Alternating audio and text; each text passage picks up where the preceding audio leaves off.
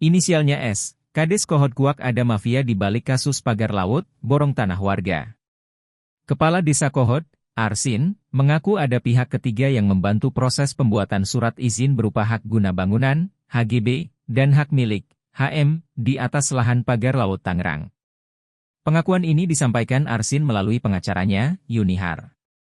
Yunihar mengatakan bahwa Arsin tidak pernah terlibat dalam pembuatan surat izin palsu.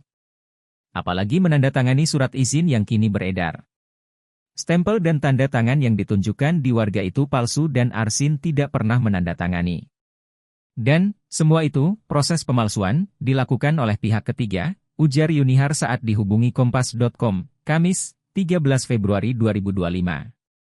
Yunihar menjelaskan, sejak tahun 2021, pembuatan surat izin di Desa Kohod dilakukan oleh pihak ketiga, seseorang berinisial, S.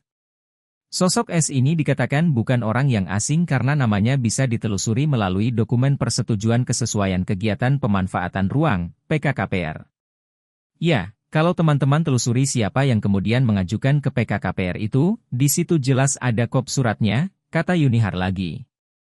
Yunihar menjelaskan, S datang ke Desa Kohod pada tahun 2021.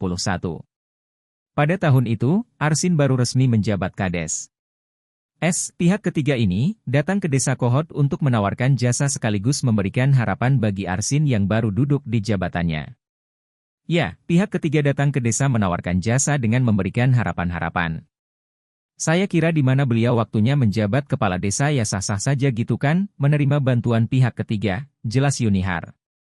Terlebih, S dinilai sebagai orang yang berpendidikan dan mengerti hukum sehingga Arsin tidak ragu untuk menggunakan jasanya. Bersamaan dengan datangnya S, permintaan warga untuk membuat surat izin membeludak karena desas-desus masuknya pengembang di wilayah Kohod. Yunihar membantah kalau Arsin mencatut KTP warga untuk membuat surat izin palsu. Menurutnya, justru warga yang meminta Arsin untuk dibuatkan surat izin tanah.